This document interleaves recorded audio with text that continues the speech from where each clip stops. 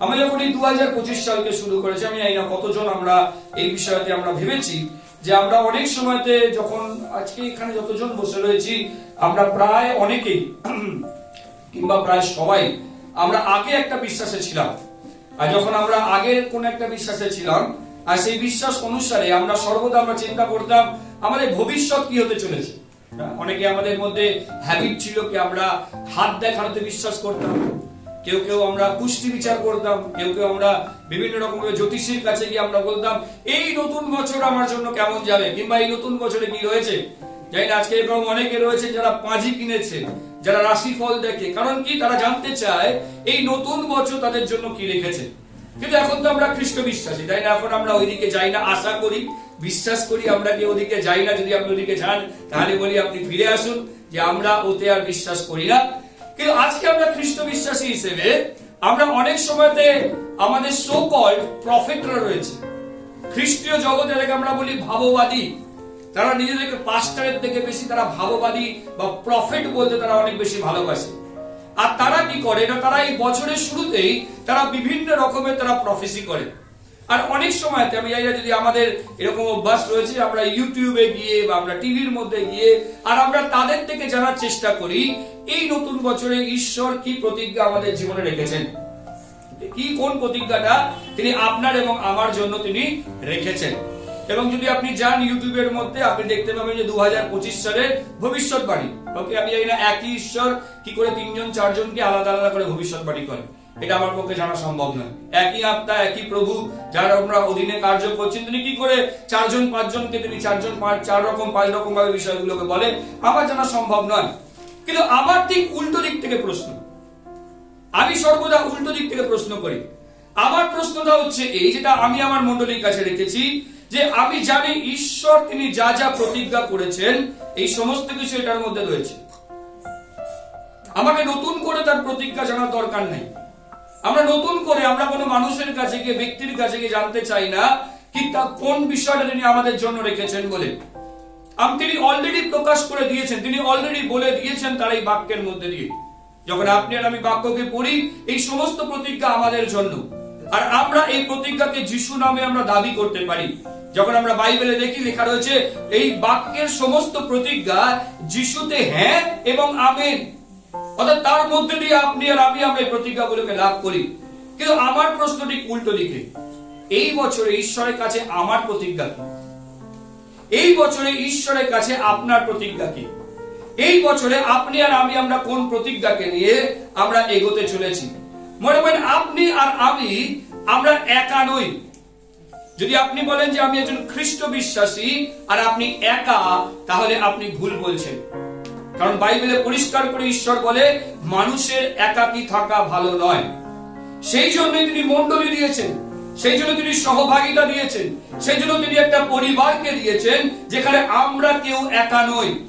আমরা একটা কমিউনিটি বা একটা সম্প্রদায়ভুক্ত। সম্প্রদায় মানে কোন ধর্মীয় সম্প্রদায়ের কথা আমি বলছি না, কিন্তু একটা পরিবারভুক্ত। আপনি আর আমি আমরা এই মণ্ডলীর অংশী। আমি আর এক ধাপে গিয়ে বলি আমরা প্রত্যেকে এক একজন মণ্ডলী। ঈশ্বরের বাক্য সেই কথা বলে। ঈশ্বরের বাক্য বলে যে তোমরা কি জানো না তোমাদের দেহ পবিত্র আত্মার মন্দির। আপনি আর আমি আমরা কোনো মন্দিরকে খুঁজে বেড়াই না। আপনি আর আমি আমরা কোনো স্থাপত্যকে খুঁজে বেড়াই না যেখানে আমরা যাই বলে। ঈশ্বরের বাক্য বলছে ঈশ্বরের আত্মা আমাদের মধ্যে অধিষ্ঠান করে। কোন জায়গাটাকে আমরা মণ্ডলী বলি? আমরা সেই জায়গাটাকে মণ্ডলী বলি যেখানে ঈশ্বরের আত্মার উপস্থিতি রয়েছে। Hallelujah, hallelujah. যেখানে গান বাজনা রয়েছে সেটা মণ্ডলী নয়। যেখানে এরকম একটা সুন্দর পোডিয়াম রয়েছে সেটা মণ্ডলী নয়। যেখানে ভালো ভালো কথা বলা হয় সেটা মণ্ডলী নয়। যেখানে অনুষ্ঠান আকৃতি করা হয় সেটা মণ্ডলী নয়। যদি মণ্ডলীর মধ্যে ঈশ্বরের আত্মার উপস্থিতিকে আমরা উপলব্ধি করতে না পারি তাহলে সেটা কখনোই মণ্ডলী নয়। যদি আমি আপন দেহকে আমার হৃদয়ের মধ্যে আমার জীবনের মধ্যে ঈশ্বরের আত্মার উপস্থিতিকে আমি উপলব্ধি করতে না পারি তাহলে আমার দেহ পবিত্র আত্মার মন্দির নয়। ঈশ্বরের বাক্য বলছে আমাদের দেহ পবিত্র আত্মার মন্দির। আপনি কি উপলব্ধি করতে পারেন যে এই দেহের মধ্যে, এই জীবনের মধ্যে ঈশ্বরের আত্মার অধিষ্ঠান রয়েছে? কারণ বাইবেল বলে যে ব্যক্তি তাকে গ্রহণ করে সেই সকলকে যারা তাহার নামে বিশ্বাস করে তিনি তাদেরকে ঈশ্বরের সন্তান হইবার ক্ষমতা দিয়েছেন।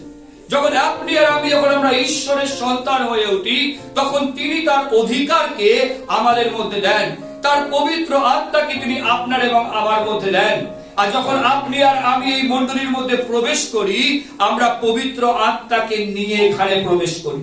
আপনার উপস্থিতি এই জায়গাটাকে বদলে দেয়, আপনার উপস্থিতি এই জায়গাটাকে পবিত্রময় স্থান করে তোলে। এটা আর 5টা জায়গা নয়, এটা একটা পবিত্র স্থানেতে আমরা উপস্থিত হই। আমরা সেখানে দেখতে পাই যখন মোশি আর তিনি সেই জ্বলন্ত ঝোপের কাছে আসছিলেন আর তখন ঈশ্বর তাকে একটা জিনিস স্মরণ করিয়ে দিয়েছিলেন, তুমি যেখানে দাঁড়িয়ে রয়েছো এটা মহাপবিত্র স্থান।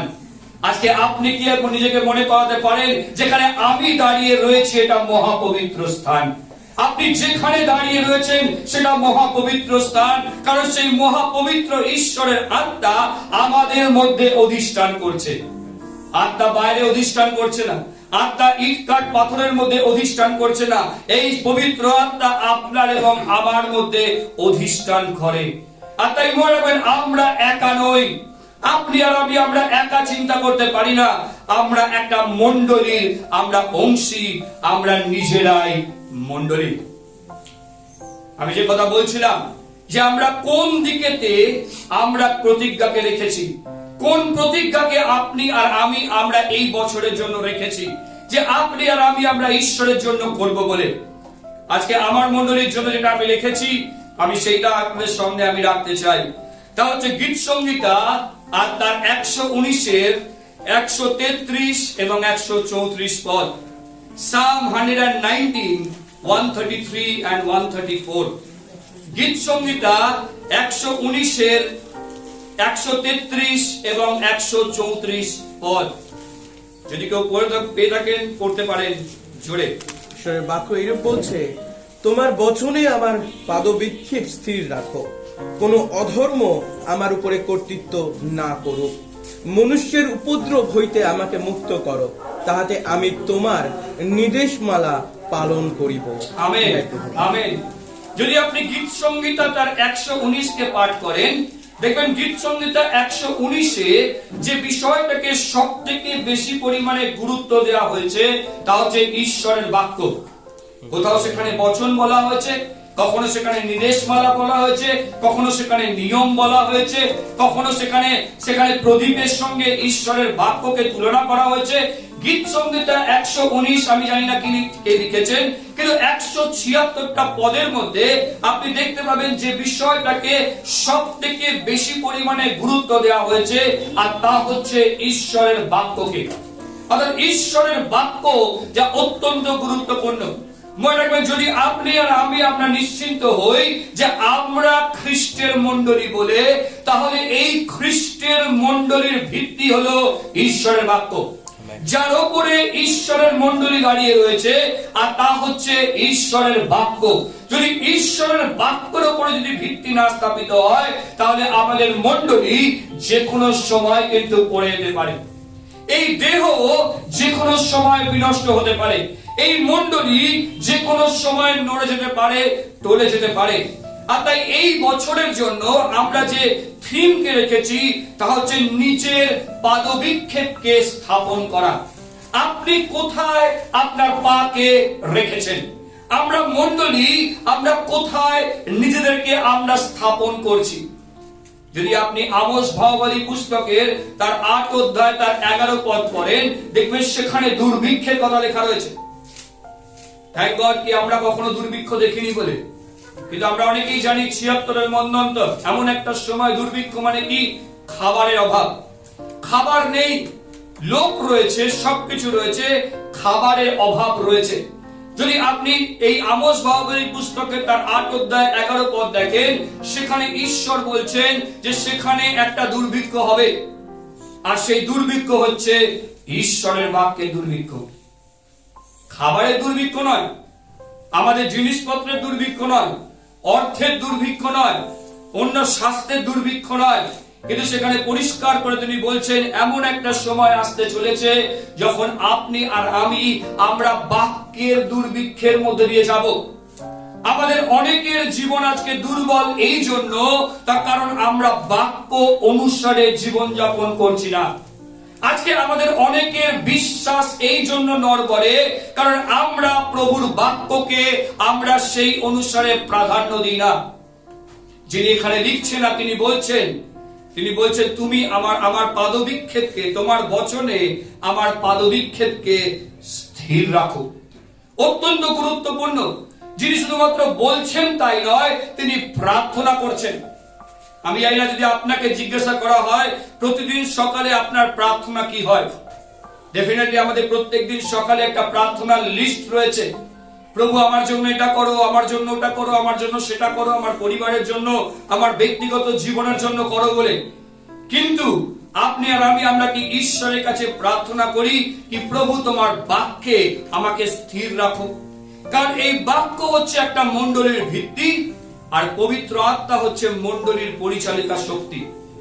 অর্থাৎ ঈশ্বরের আত্মা আমাদেরকে চালনা করে, আর যিনি আমাদেরকে ধরে রাখে তা হচ্ছে ঈশ্বরের বাক্য। যদি একটি মণ্ডলীর মধ্যে ঈশ্বরের বাক্য নেই এবং একটি মণ্ডলীর মধ্যে ঈশ্বরের আত্মার পরিচালনা নেই, তাহলে সেই মণ্ডলী সঠিক দিকে এগোতে পারবে না। এটা হচ্ছে এই বছরে আমাদের জন্য যে বিষয়টাকে আমরা রেখেছি, যেন আমাদের পাদবিক্ষেপ স্থির থাকে। কারণ যদি আমরা ঈশ্বরের বাক্য বিহীন ভাবে জীবনযাপন করতে শুরু করি, তাহলে আমাদের জীবন এদিক থেকে ওদিকে যেতে পারে। কি কারণে তিনি এই কথা বলছেন আমি ডেফিনেটলি অবশ্যই করে আসবো। কিন্তু 133 এবং 134 পদ যখন আমরা দেখি, তখন এখান থেকে আমরা তিনটে বিষয়কে আজকে সকালবেলাতে আমরা শিখবো। তিনটে বিষয়কে আজকে সকালবেলাতে আমরা শিখবো। যিনি লেখক তিনি কোন বিষয়তে তিনি লিখছেন।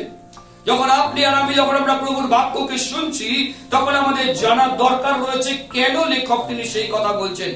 তার কারণ আপনি আর আমরা প্রত্যেকে আমাদের জীবনে আমরা এগোচ্ছি। এখানে কেউ রোজ পিছোচ্ছে। 2024 সাল আমাদের কাছে অতীত, ইতিহাসের মধ্যে চলে গেছে। আপনার এবং আমার কাছে কোনো ক্ষমতা নেই আমরা সেখানে ফিরে যেতে পারি বলে। এখানে অনেকে রয়েছেন বলবেন যে 2024 সালেতে আমি অনেক ভুল করেছি, আমার জীবনে অনেক খারাপ কিছু করেছি, আমাদের জীবন অনেক খারাপ অবস্থার মধ্যে দিয়ে গেছে। কিন্তু আই এম সরি, আমাদের কাছে এরকম আজ অব্দি কোনো মেকানিজম নেই যার মধ্যে দিয়ে আমরা ফিরে গিয়ে সেটাকে আমরা রেকটিফাই করতে পারি। যা হয়ে গেছে সেটা হয়ে গেছে, সেটাকে পিছনে ফেলে রেখে আমাদেরকে সামনের দিকে এগোতে হচ্ছে। আর তাই প্রথম যে বিষয় তা হচ্ছে ডাইরেকশন, নির্দেশ, কোন দিকেতে আমরা এগোচ্ছি। আমার প্রশ্ন হচ্ছে এই, খ্রিস্ট বিশ্বাসী হিসেবে আপনি কোন জিনিসটাকে সামনে লক্ষ্য রেখে আপনি এগোচ্ছেন, আমি এগোচ্ছি? কোন বিষয়টা আমাদের সামনে রয়েছে যাকে লক্ষ্য রেখে আপনি আর আমি এগোচ্ছি?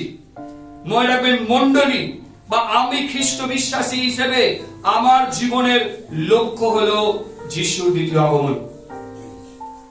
যদি মণ্ডলীর লক্ষ্য যিশুর দ্বিতীয় আগমন না হয়, তাহলে আপনি আর আমি আজকে আমরা লক্ষ্য ভ্রষ্ট। আমরা কোন দিকে এগোচ্ছি? ডেফিনেটলি আমরা যারা চাকরি নেই, আমরা চাকরি পাওয়ার জন্য এগোচ্ছি। যাদের হয়তো আমাদের এখনো বিবাহ হয়নি, আমরা বিবাহ হওয়ার জন্য আমরা এগোচ্ছি। কেউ হয়তো আমরা কেরিয়ার তৈরি করার জন্য এগোচ্ছি। আমরা অনেকে রয়েছি যাদের অলরেডি ছেলে মেয়েরা বড় বড় হয়ে গেছে, তারা যাতে ভবিষ্যতে ভালো থাকে তার জন্য আমরা এগোচ্ছি। হয়তো আপনার বাড়িতে আজকে কাঁচা রয়েছে, সেটাকে পাকা করার জন্য এগোচ্ছেন। হয়তো আমার কাছে একটা ফ্ল্যাট ছিল, আপনার কাছে আপনি আরেকটা ফ্ল্যাট কেনার জন্য আপনি এগোচ্ছেন। হতে পারে হয়তো 2 হুইলার ছিল, আপনি 4 হুইলার কেনার দিকে এগোচ্ছেন। আমাদের সমস্ত রকমের লক্ষ্য রয়েছে। কিন্তু যদি খ্রিস্ট বিশ্বাসী হিসেবে, আত্মিক ব্যক্তি হিসেবে আমাদের লক্ষ্য যদি যিশুর দ্বিতীয় আগমন না হয়, তাহলে আপনি আর আমি আমরা লক্ষ্য ভ্রষ্ট। আমরা কতজন আমরা 10 কুমারীর গল্পকে জানি? বাইবেলে মথি তার 25 অধ্যায় 10 কুমারীর গল্পকে আমরা জানি।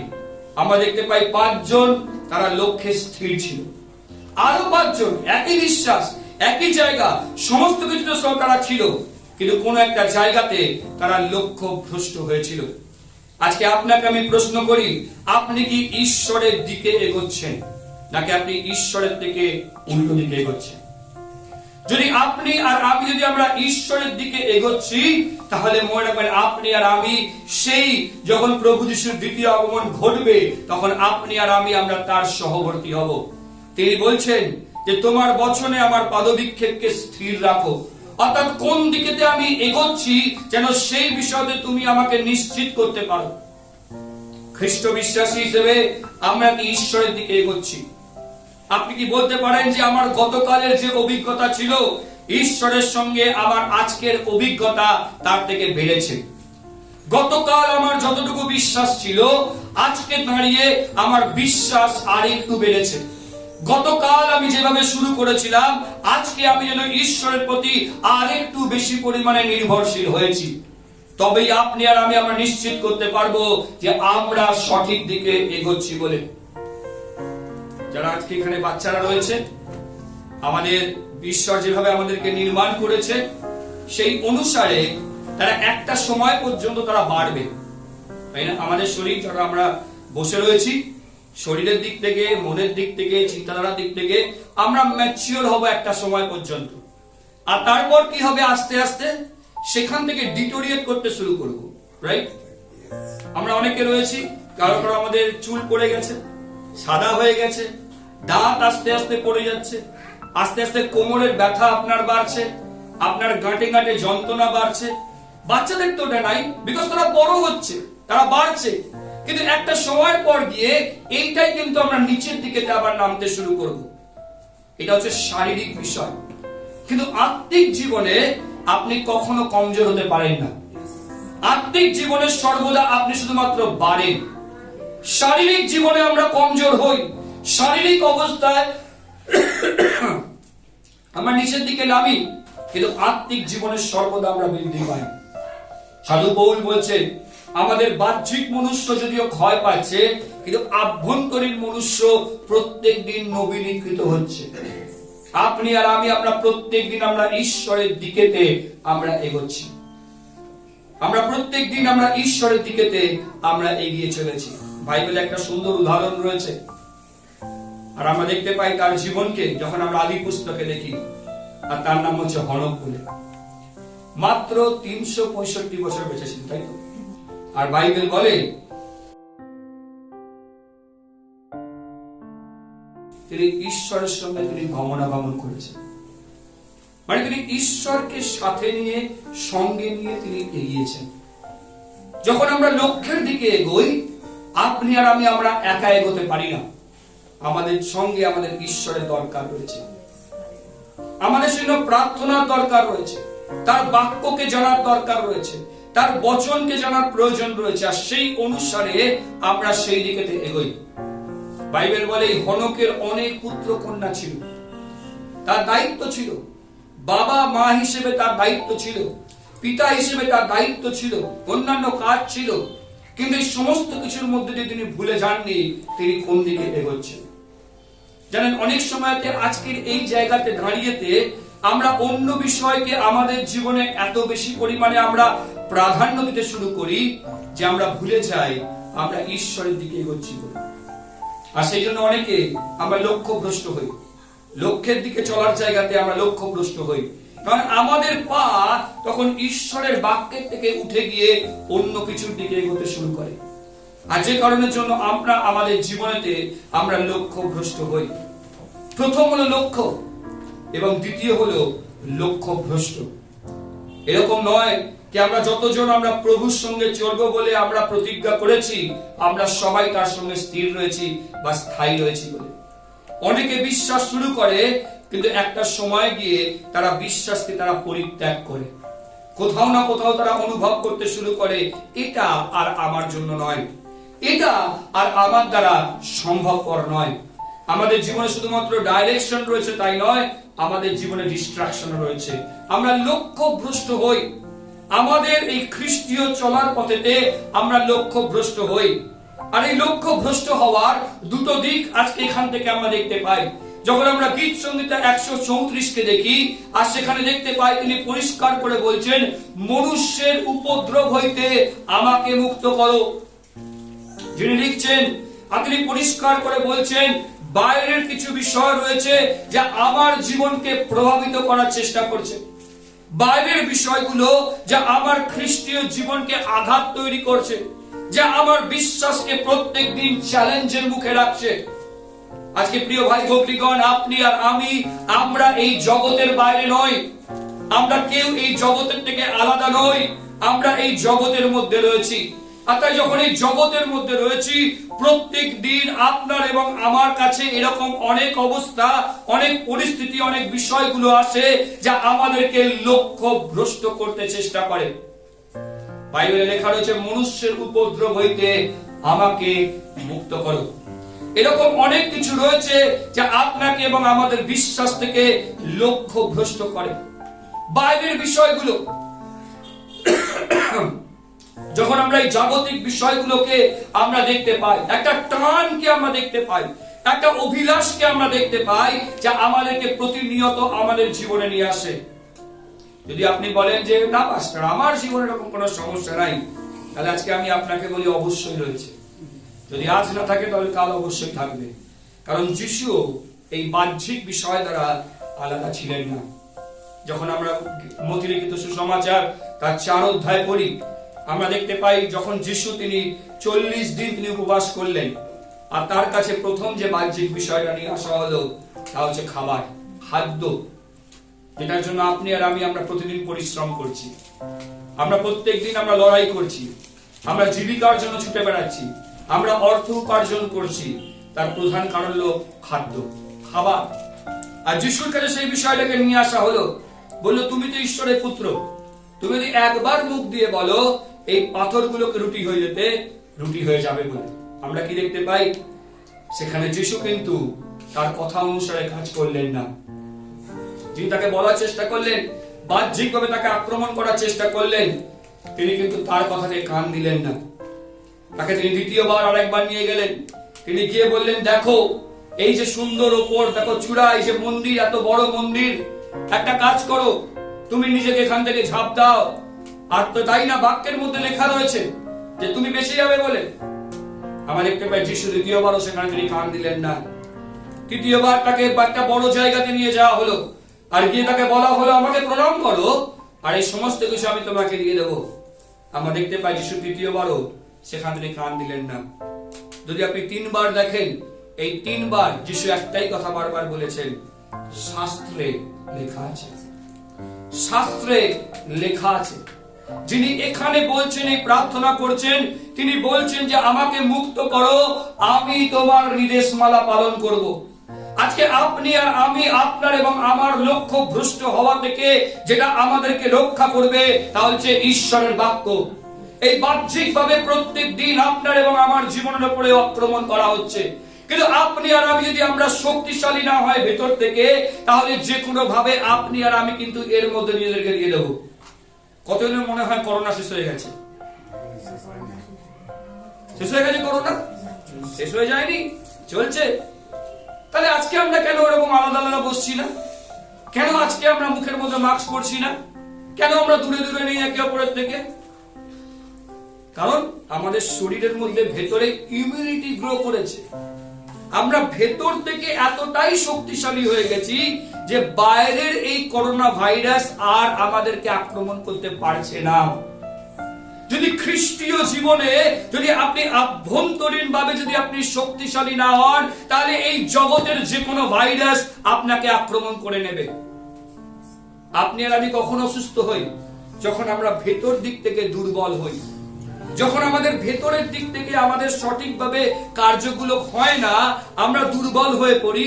যে কোনো ভাইরাস, যে কোনো রকমের রোগ আপনাকে আমাকে আক্রমণ করে। আর তাই আপনাকে কি করতে হয়? ডাক্তারের কাছে যেতে হয়। ডাক্তার আপনাকে কি করে? মেডিসিন দেয়, আপনাকে অ্যান্টিবায়োটিক দেয়। আপনার ভেতরের যে অ্যান্টিবডি রয়েছে, শক্তি রয়েছে, সেগুলো কাজ করে না। তাই আপনাকে বাইরের থেকে মেডিসিন নিতে হয়, যাতে আপনার ওই দেহের যে শ্বেতকণিকা রয়েছে সেটা শক্তিশালী হয়, যাতে সেটা সেই রোগের সঙ্গে লড়াই করে আর তাকে হারিয়ে দিয়ে আপনার দেহকে সুস্থ করে। আমাদের আত্মিক জীবনও ঠিক তাই।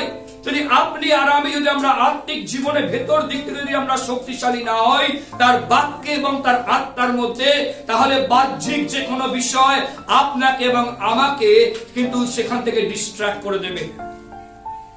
আজকে বাহ্যিক বাক্য, বাহ্যিক বিষয় যা আপনার এবং আমার আত্মিক জীবনকে নষ্ট করে দেয়। আমি জানি না কতজন আপনারা জানেন বলে যে এই মুহূর্তে হলদিয়াতে দুজন ফেমাস ব্যক্তি এসেছে। ওকে, দুটো প্রফেট তারা এসেছে, একজন চলে গেছে, আরেকজন আসতে চলেছে।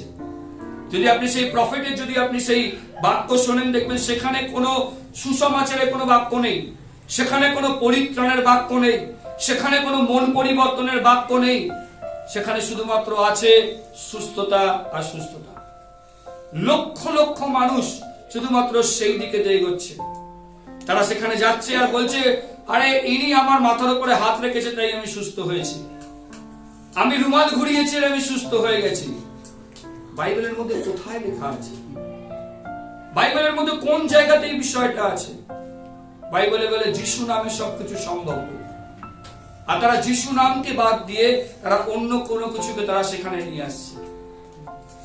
তারা বলছে এরকম করে যে এই মুহূর্তে আপনি আপনার পকেটে দেখুন আপনার টাকা ডবল হয়ে গেছে। যদি আমার কথা বিশ্বাস না হয় ইউটিউবে গিয়ে শুনুন, ইউটিউবে আছে। এখানে কার কার নাম এখানে এস আছে, এম আছে? হ্যাঁ, 3 মাস বাদে আপনাদের বাড়ির সামনে এখানে গাড়ি থাকবে, 4 চাকা গাড়ি। আপনি আমি কেন হাসছি জানেন? বিকজ আমরা বাক্যকে জানি না। আমরা বুঝতে পারছি যে কথাগুলো সে বলছে সম্পূর্ণ মিথ্যে কথা, এরপরে বাইবেলের সঙ্গে কোনো মিল নেই। কেন? তার কারণ আমরা বাক্য জানি বলে আমরা সেই জন্য হাসছি। বা যারা বাক্য জানে না, চিন্তা করুন তারা কি করে ইনফ্লুয়েন্স হচ্ছে। একজন মহিলা অন্য কিছু একটা টেস্টিমনি দিয়েছিল, তাকে বললো চলে যাও, 3 মাস পরে তোমার বাড়ির সামনে গাড়ি হবে, শুধু 2 হাত তুলে আমাদের শুরু করি। ঈশ্বরের কোথায় লেখা আছে ডিস্ট্রাকশন? আজকে আপনি আর আমি আমাদের আত্মিক জীবনকে সর্বদা শয়তান চাইছে ডিস্ট্রাক্ট করার জন্য, সর্বদা সে চাইছে ডিস্ট্রাক্ট করার জন্য। কারণ শয়তান হচ্ছে সব থেকে ভালো মার্কেটিং করতে পারে। কারা কারা এখানে মার্কেটিং জব করেছি? হ্যাঁ, মার্কেটিং জব যারা করেছি, কথা খুব ভালো হওয়া উচিত। কারণ আপনি কথায় তাকে আপনি বিক্রি করতে পারেন, সব কিছু বিক্রি হতে পারে। এত সুন্দর কথা বলবে, এত ভালো কথা বলবে, সে বিক্রি হয়ে যাবে। এদের উদ্যানে সমস্ত রকমের ফল ছিল, বাট শয়তান এমন কথা বলল, সমস্ত ফলের জায়গাতে ওই একটা ফলের দিকে আকর্ষণ বেড়ে গেল। সমস্ত আর কোনো কিছুকে পছন্দ হচ্ছে না, ওই একটা ফল এত সুন্দর মার্কেটিং করেছে, এত সুন্দরভাবে বুঝিয়েছে, সে বুঝতে পারছে আমি ভুল করছি, কিন্তু তার সত্ত্বেও এত ভালো মার্কেটিং করেছে শয়তান যে তার দিকে চলে গেছে। আজকে আপনি আর আমি আমরা সেই জগতের মধ্যে বাস করছি যেখানে বাহ্যিক দিক থেকে সর্বদা আপনার এবং আমার বিশ্বাসের জীবনকে আক্রমণ করা হচ্ছে। যখন আপনি এফেসীয় পুস্তকে তার 6 অধ্যায় পড়েন, সেখানে লেখা রয়েছে বিশ্বাসের ঢালকে ব্যবহার করার জন্য। যদি আপনার এবং আমার কাছে বিশ্বাসের ঢাল না থাকে, তাহলে এই অ্যারোগুলো আসবে, এগুলোকে ভেদ করে আপনার এবং আমার বিশ্বাসের জীবনকে নষ্ট করে দেবে। আমরা যে লক্ষ্য অনুসারে চলছিলাম সেই দিক থেকে আমরা লক্ষ্য ভ্রষ্ট হয়ে যাব। কিন্তু শুধুমাত্র বাহ্যিক বিষয় নয়, দ্বিতীয় আভ্যন্তরীণ বিষয়। যদি আপনি 133 পদকে পড়েন, দেখবেন সেখানে লেখা রয়েছে, তোমার বচনে আমার পাদবিক্ষেপকে স্থির রাখো। কেন? যাতে কোনো অধর্ম আমার উপরে কর্তৃত্ব না করে, যাতে কোনো অধর্ম আমার উপরে কর্তৃত্ব না করে। অর্থাৎ যদি বাহ্যিক দিক থেকে আমাদের জীবনে এরকম বিষয় থাকে, তাহলে আভ্যন্তরীণ দিক থেকেও আমাদের জীবনটি কিন্তু অনেক সচেতন থাকতে হয়। কারণ বাইবেল বলছে অধর্ম আমার উপরে কর্তৃত্ব না করুক। এই অধর্ম বাইরের জন্য নয়, এই অধর্ম আমার ব্যক্তিগত জীবনের জন্য। কারণ আমার ব্যক্তিগত জীবনের অভিলাষ, আমার ব্যক্তিগত জীবনের চাহিদা, আমার ব্যক্তিগত জীবনের যাবতীয় লক্ষ্যকে আর সেই বিষয়টাকে আমাদেরকে সেখান থেকে নিয়ে যায়। আজকে আপনি আর আমি যেন আমাদের জীবনে অধর্মকে কর্তৃত্ব করতে না দিই, যেন আপনি আর আমি যেন আমাদের জীবনের যে ভুলগুলো করে এসেছি বা যে পাপ আমরা করেছি, সেই পাপ যেন আমার উপরে যেন কর্তৃত্ব না করুক। আমাদের প্রার্থনা হবে এটাই, যেন আমাদের উপরে ঈশ্বর কর্তৃত্ব করে। আমাদের উপরে যেন পবিত্র আত্মা কর্তৃত্ব করুক। আপনি আর আমি যখন যিশুকে প্রভু বলে স্বীকার করি, যেন সেই প্রভু যিশু আপনার এবং আমার জীবনে যেন কর্তৃত্ব করুক। কেন? কারণ তিনি বলছেন, কেন অধর্ম আমার উপরে কর্তৃত্ব না করুক। যদি আপনি আপনার জীবনে অধর্মকে কর্তৃত্ব করতে দেন, তাহলে কি হবে? আপনি আর আমি আমরা লক্ষ্য ভ্রষ্ট হব। যে লক্ষ্য অনুসারে চলছিলাম, সেই লক্ষ্য থেকে আমরা সরে যাব। বাইবেলে একটি সুন্দর কাহিনী রয়েছে, আর সেটা হচ্ছে লূক লিখিত সুসমাচার তার 15 অধ্যায়। সেখানে একজন বাবা রয়েছে, তার 2 ছেলে রয়েছে। আর তার মধ্যে একটি ছেলে কি বলল, বাবা তোমার সঙ্গে আমি অনেক দিন থেকেছি, অনেক হলো, তুমি ব্যাকডেটেড, তুমি না স্মার্টফোন ইউজ করতে জানো, না তুমি হোয়াটসঅ্যাপ ইউজ করতে জানো, না তুমি ভিডিও কল করতে জানো, হ্যাঁ তুমি জানো না কি করে ইউপিআই থেকে টাকা পাঠাতে হয়। ইউ আর নট স্মার্ট, তুমি স্মার্ট নও, তোমার সঙ্গে থেকে আমার কোনো লাভ নেই, আমি আমার মতো করে চলতে চাই। এখানে যেন মনে হচ্ছে এই যে এর মধ্যে রয়েছি না, যেন মনে হচ্ছে অনেক বাধা ধরার মধ্যে রয়েছি। যে অনেকে রয়েছে যারা চার্চকে আর সম্মান করে না, কারণ তারা ভাবে চার্চে থাকা মানে বাধা ধরা অবস্থার মধ্যে থাকবো। আমি কি করবো? আমি স্বাধীন, যখন যেখানে যে জায়গা পাবো আমি সেই চার্চে ঢুকে যাবো, নিজের মতো করে আমি চলবো।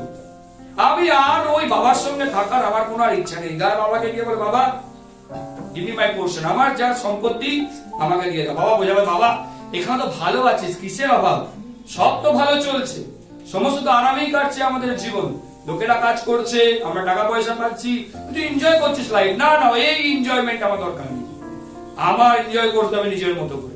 তুমি কিচ্ছু বোঝো না, কিভাবে লাইফ এনজয় করো তুমি কিচ্ছু বোঝো না, আমাকে দিয়ে দাও সবকিছু, আমি আমারটা আমি বুঝে নেব। বাবা চাইলেন না, কিন্তু কি করবে, ছেলের একটা সময় ছেলের ইচ্ছাগুলোকে মেনে নেয়, মেনে নিল, বললো যা তুই যা, তোর মতো করে তুই জীবনযাপন কর।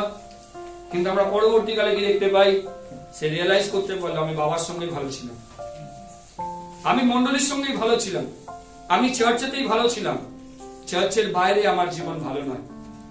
আমাদের ব্যক্তিগত অভিলাষ, আমাদের ব্যক্তিগত চাহিদা অনেক সময় আপনাকে এবং আমাকে ঈশ্বরের দিক থেকে দূরে নিয়ে যায়। যদি আজকে আপনার জীবনে ঈশ্বর কর্তৃত্ব না করে, তাহলে আজকে আমি আপনাকে বলি আপনার জীবনে অন্য কোনো কিছু কর্তৃত্ব করছে। যদি আজকে ঈশ্বর আপনাকে নিয়ন্ত্রণ না করছে, তাহলে আপনার জীবনে অন্য কোনো কিছু আপনার জীবনকে কর্তৃত্ব করছে।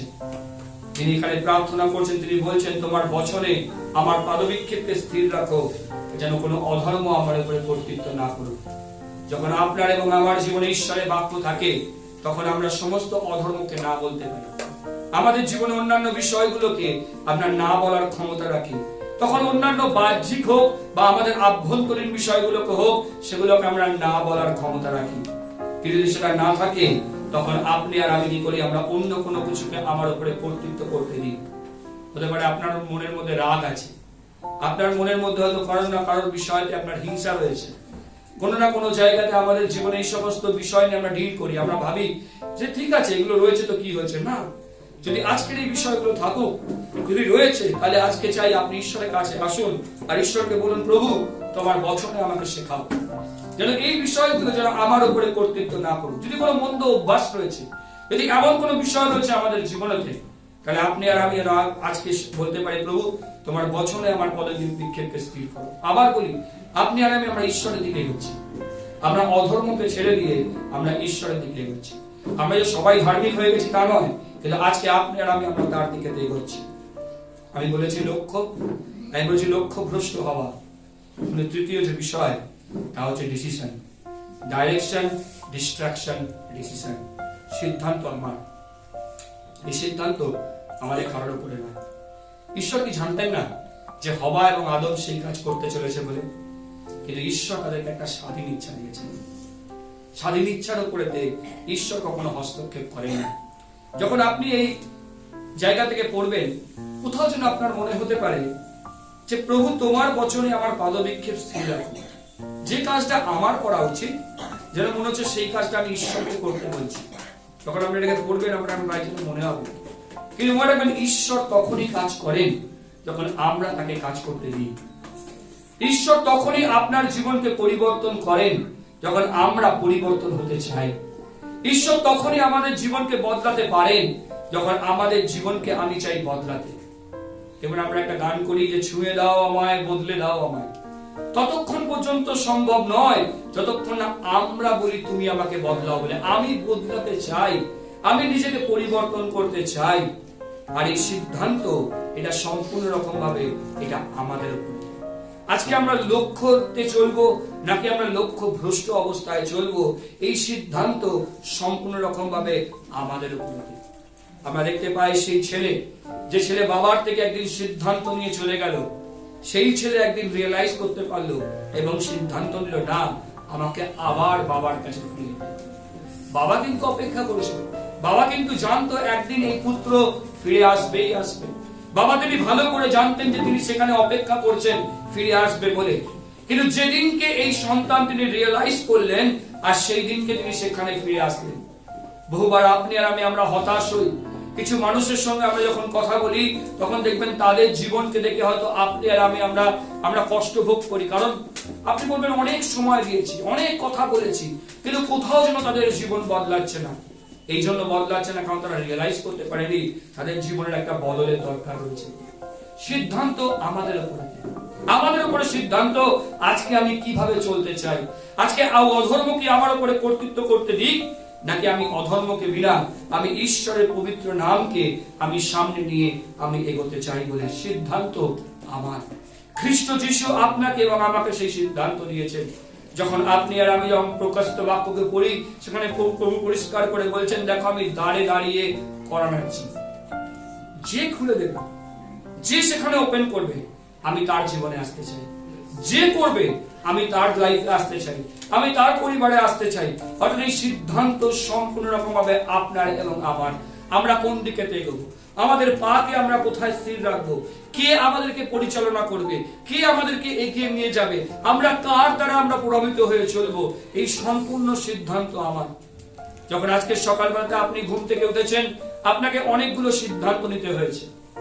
কি করব, কখন যাব, কিভাবে যাব, স্নান করে যাব, বিনা স্নান করে যাব, রান্না করে যাব না এসে রান্না করব, আপনাকে সিদ্ধান্ত নিতে হয়েছে।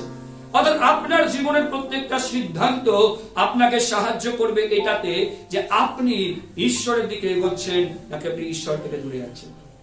মনে হয় আমাদের জীবনের প্রত্যেকটা সিদ্ধান্তের মধ্যে আমরা ঈশ্বরের দিকে এগোই, আবার আমরা ঈশ্বরের দিকে দূরে যাই। আমাদের জীবনের প্রত্যেকটা সিদ্ধান্তের মধ্যে আমরা ঈশ্বরকে গৌরব দিই, আবার সিদ্ধান্তের মধ্যে আমরা ঈশ্বরকে অগৌরবের পাত্র করি।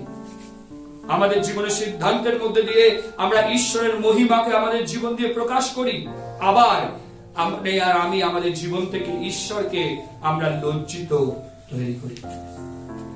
আমি আমার চার্চকে বলছিলাম, যদি আপনি আপনার কারোর কাছে দোকান রয়েছে, আপনি দোকানের মধ্যে সমস্ত কিছু বিক্রির মধ্যে সেখানে আপনি সিগারেট, বিড়ি, সেখানে আপনি কোন রকমের তামাক জাতীয় দ্রব্য আপনি বিক্রি করছেন, জানবেন আপনি আর আমরা ঈশ্বরকে গৌরব দিচ্ছি না, অগৌরব দিচ্ছি। আপনি মুখের মধ্যে আপনি জীবনের বাক্য বলেন, বাট আপনি মৃত্যুকে বিক্রি করছেন। আমাদের বাক্য, আমাদের সিদ্ধান্ত, আমরা কোন দিকে এগোচ্ছি? আমরা মুখে জীবনের কথা বলছি, ঈশ্বর প্রভু যিশু জীবন দিতে এসেছেন, বাট আমাদের কার্যের মধ্যে আমরা মৃত্যুকে বিক্রি করছি। তাহলে কিন্তু আপনি আর আমরা সঠিক সিদ্ধান্ত আমাদের জীবনে নিই। আমি বলছি আমি প্রভুতে চলি, কিন্তু আমি আমার বন্ধুদের দ্বারা ইনফ্লুয়েন্স হয়ে যাচ্ছি। তারা আমাকে কিছু মন্দ করতে বলছে, আমি সেই মন্দের মতো তাদের সঙ্গে থাকছি। তাহলে আপনি আর আমি কিন্তু ঈশ্বরকে গৌরব দিচ্ছি না। আমরা ঈশ্বরের কাছে যাওয়ার জায়গাতে তার থেকে আমরা দূরে সরে যাচ্ছি। যদি আমাদের ব্যক্তিগত অভিলাষ আমাদের সিদ্ধান্তকে যদি সেই দিকে নিয়ে যায়, আমরা অভিলাষের দিকে যাই, তাহলে আপনি আর আমরা ঈশ্বরের দিকে যাচ্ছি না, ঈশ্বর থেকে দূরে যাচ্ছি। আজকে আপনার এবং আমার কাছে সিদ্ধান্ত রয়েছে আমরা কি করতে চলেছি বলে। যেমন প্রভু প্রত্যেক দিন আপনাকে এবং আমাকে শক্তিশালী করেন। প্রত্যেক দিন তিনি আপনাকে এবং আমাকে আমাদের বিশ্বাসের স্থাপত্যকে শক্তিশালী করছেন। আমরা স্ট্রং থেকে আরো স্ট্রঙ্গার হচ্ছি। আমি শুনে বারবার বলি, আমাদের খ্রিস্টীয় জীবন স্ট্রং থেকে উইক হয় না, স্ট্রং থেকে স্ট্রঙ্গার হয়। আমাদের খ্রিস্টীয় জীবন শক্তিশালী থেকে আরো শক্তিশালী হয়। আমাদের খ্রিস্টীয় জীবন কখনো শক্তিশালী থেকে দুর্বল হয় না। যদি দুর্বল হয়েছে তাহলে প্রভুর কাছে ফিরে আসতে হবে। যদি আমরা দুর্বল হয়ে গেছি তাহলে তার কাছে ফিরে এসে বলতে হবে, ঈশ্বর তুমি আর একবার আমাকে চালাও, তোমার বিশ্রাম জলের ধারে আমাকে চালাও, তোমার সেই জীবনের পথে আমাকে চালাও, যাতে সেই শক্তি আমার মধ্যে আবার ফিরে আসে। জানেন কেন তিনি আপনাকে আমাকে শক্তিশালী করেন? কারণ তিনি আপনার এবং আমার মধ্যে দিয়ে তিনি মণ্ডলীকে শক্তিশালী করতে চান। আপনি আর আমি যত বেশি শক্তিশালী হই প্রভুতে, প্রভুর মণ্ডলী তত বেশি শক্তিশালী হয়, ঈশ্বরের দেহ তত বেশি শক্তিশালী হয়, আপনার পরিবার তত বেশি শক্তিশালী হয়। আবার বলি, আপনি ইন্ডিভিজুয়াল নন। যদি আপনি প্রভুতে শক্তিশালী হচ্ছেন, তার উদ্দেশ্য একটাই, প্রভু চাইছে আপনার পরিবারকে শক্তিশালী করতে। হতে পারে আপনার পরিবারে অন্য কেউ হয়তো দুর্বল অবস্থার মধ্যে রয়েছে, হয়তো তার বিশ্বাস কোথাও কমজোরি হয়েছে। যখন ঈশ্বর আপনাকে শক্তিশালী করে, তার মধ্যে দিয়ে ঈশ্বর আপনার পরিবারকে শক্তিশালী করতে চায়। যখন আপনি শক্তিশালী হন, তখন এই মণ্ডলীকে আপনি আরো বেশি শক্তিশালী করেন। যখন আপনি এই মণ্ডলীর মধ্যে কোন রকমের কোন বিষয়কে দেখবেন যেটা ঈশ্বরের বাক্যের বিপক্ষে, আপনি ইমিডিয়েটলি রেসপন্ড করেন না, এটা ঠিক জিনিস নয়, আমাদেরকে এখান থেকে ফিরে আসতে হবে। যখন আপনি হয়তো কোনো বিশ্বাসীর জীবনকে এমন ভাবে দেখতে পারেন তার জীবন হয়তো ঈশ্বরের দিকে দূরে যাচ্ছে, আপনি ইমিডিয়েটলি তাকে বলেন, না তুমি ভুল কাজ করছো, তুমি প্রভুর দিকে ফিরে আসো। কিভাবে? যখন ঈশ্বর আমাদের জীবনকে শক্তিশালী করেন। জানবেন তিনি আপনাকে এবং আমাকে শক্তিশালী এই জন্য করেন না যাতে আপনি আর আমি একা শক্তিশালী হয়ে আমরা একা প্রভুর কাছে যাই। তিনি আপনাকে আমাকে শক্তিশালী এই জন্য করেন যাতে আপনি আর আমি আমরা অন্যকে শক্তিশালীর মধ্যে দিয়ে আমরা একসাথে আমরা প্রভুর কাছে আমরা উপনীত হই বলে। ঈশ্বর তার মণ্ডলীকে শক্তিশালী করেন যাতে আপনি আর আমি আমাদের চারপাশকে আমরা শক্তিশালী করতে পারি। আমি একটি বিষয় বলে আজকে আমি শেষ করব। কারণ বিশ্বাসী হিসেবে আপনি আর আমি আমরা কারোর পদচিহ্নকে আমরা অনুসরণ করছি। আপনার পাস্টর হতে পারে, আপনার লিডার হতে পারে, আপনার কোনো ভাই হতে পারে, আপনার কোনো বোন হতে পারে। আপনি যাকে দেখে আপনার বিশ্বাসের জীবনে আপনি এগোচ্ছেন। কিন্তু আজকে আমি আপনাকে বলতে চাই, যখন আপনি আপনার বিশ্বাসের জীবনে এগোচ্ছেন, আপনি নিজের পায়ের ছাপকেও ছেড়ে যাচ্ছেন। কেউ না কেউ আপনার পায়ের ছাপকে অনুসরণ করছে। আপনার ছেলে হতে পারে, আপনার মেয়ে হতে পারে, আপনার স্বামী হতে পারে, আপনার স্ত্রী হতে পারে। আপনি কোন পায়ের ছাপকে তাদের জন্য ছেড়ে যাচ্ছেন? সেই পায়ের ছাপ যেটা ঈশ্বরের বাক্যের উপরে রয়েছে, নাকি সেই পায়ের ছাপ যেটা এই জগতের উপরে রয়েছে? সেই পায়ের ছাপ যেটা আপনার নিজস্ব অভিলাষের উপরে রয়েছে, নাকি সেই পায়ের ছাপ যেটা ঈশ্বরের ইচ্ছার উপরে আপনার জীবন রয়েছে? আপনি কাউকে অনুসরণ করছেন, কেউ আপনাকে অনুসরণ করছে। আবার বলি, আপনি একা নন। প্রভু আপনার আভ্যন্তরীণ জীবনকে শক্তিশালী এই জন্য করছেন যাতে আপনি আপনার পায়ের ছাপকে ছেড়ে রেখে যান। এই মণ্ডলীতে আপনি যতবার প্রবেশ করেন, আপনার পায়ের ছাপকে আপনি ছাড়ছেন। তার মানে আপনার পরে যিনি আসবেন, তিনি আপনাকে আমাকে অনুসরণ করতে থাকবেন। এই মণ্ডলীকে, আপনাদের বিশ্বাসীদেরকে, আপনার বিশ্বাসকে তারা অনুসরণ করতে চলেছে। তাই আসুন আজকে আপনি আর আমি আমরা বলি, আমাদের পাদবিক্ষেপকে প্রভু তোমার বাক্যে স্থির রাখো। প্রভু তোমার আত্মা দ্বারা আমাদেরকে পরিচালিত করো।